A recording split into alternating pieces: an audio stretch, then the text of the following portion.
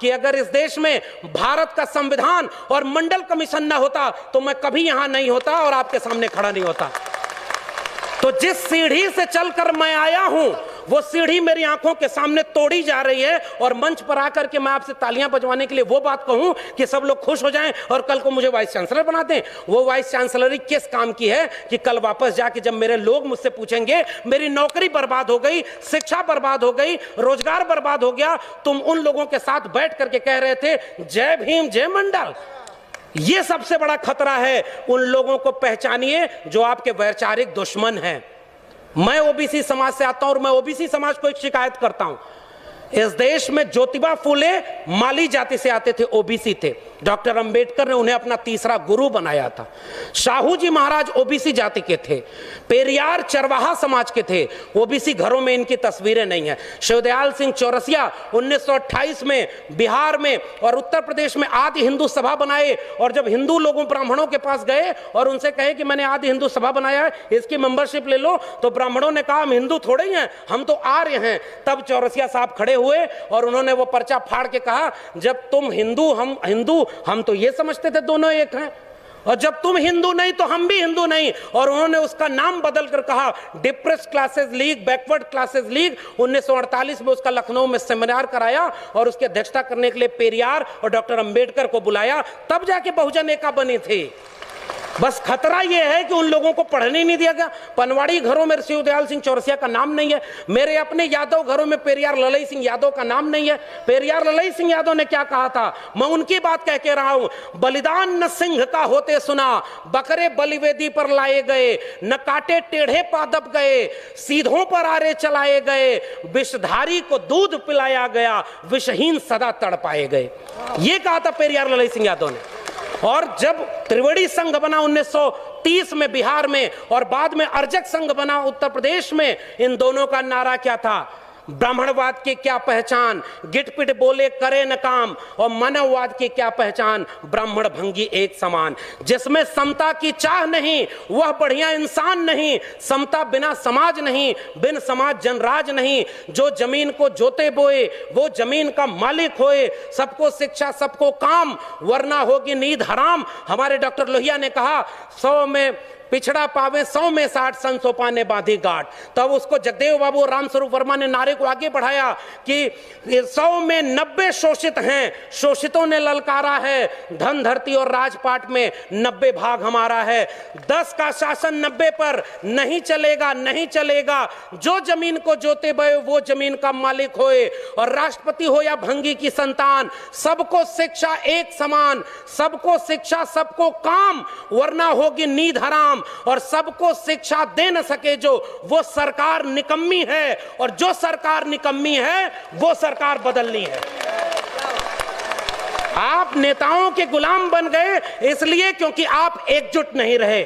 अचानक कोई नेता आके कहता है कि आप चलो हिंदू धर्म खतरे में है, अरे उससे रोक के पूछिए हमारा स्कूल और विश्वविद्यालय खतरे में है, तब तुम क्यों नहीं आए? मेरी नौकरी कोरोना में चली गई, तब तुम क्यों नहीं आए? हमारी अर्थव्यवस्था डूब गई, तब तुम क्यों नहीं आए? और 85% हिंदू तब बनाते हो जब मुसलमानों के खिलाफ दंगा कराना होता है। और उसके बाद दलित महिला थी, सुनिए, दलित महिला थी उत्तराखंड में, खाना बनाकर स्कूल के बच्चों को खिलाती थी, और दलित महिला की जाति देखकर सवर्ण बच्चों ने कहा हम खाना नहीं खाएंगे। तब हिंदू धर्म खतरे में क्यों नहीं आया?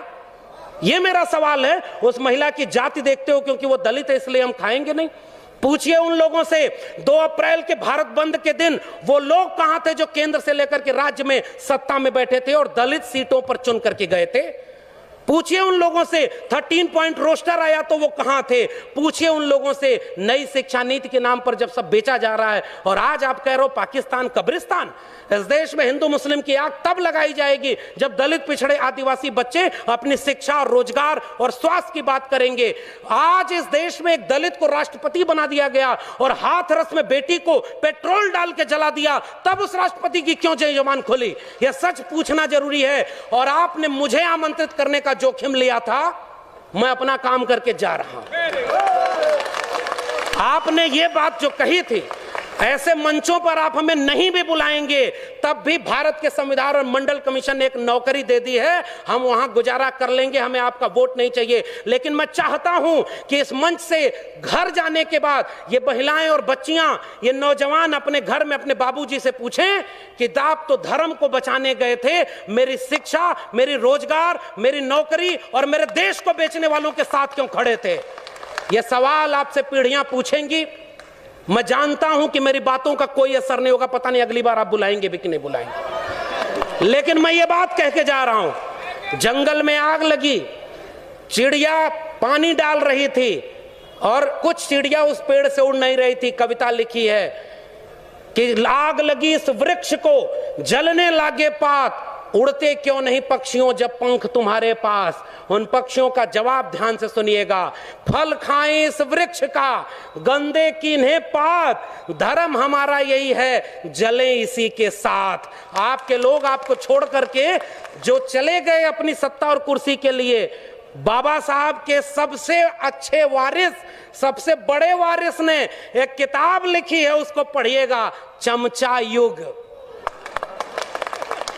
उस किताब में कई किस्म के चमचे लिखे हैं। 1932 में पूना पैक्ट, आज लोग कहते हैं गांधी बनाम गोडसे, गोडसे की मूर्ति और गोडसे के नाम पर इस देश में दंगा। बाबा साहब ने कहा, और यह बात हमें समझनी चाहिए, अपने पुरखों का केवल नाम लेके फोटो पर माला चढ़ा रहे हैं, नौजवानों की पीढ़ी को समझाइए, नहीं तो कल को आज रामायण देख रहा है टीवी पर, कल राम मंदिर बनवाने चला जाएगा, आपका घर लुट जाएगा, वहां आप खड़े हैं। तब डॉक्टर अंबेडकर रोए थे, पूना पैक्ट जब करके आए। गांधी को 3 गोलियां मारी थी उन लोगों ने जो आज शासन कर रहे हैं। वो हमसे कहते हैं हमारे पुरखे ने गांधी की जान बचाई है, उन्होंने 3-3 गोलियां गांधी के सीने में मारी है, हम वो लोग हैं। और आखिरी बात कह के जा रहा हूं, इस देश में बहस चला रही है ये गांधी बनाम गोडसे, आप गांधी के साथ हैं कि गोडसे के साथ हैं?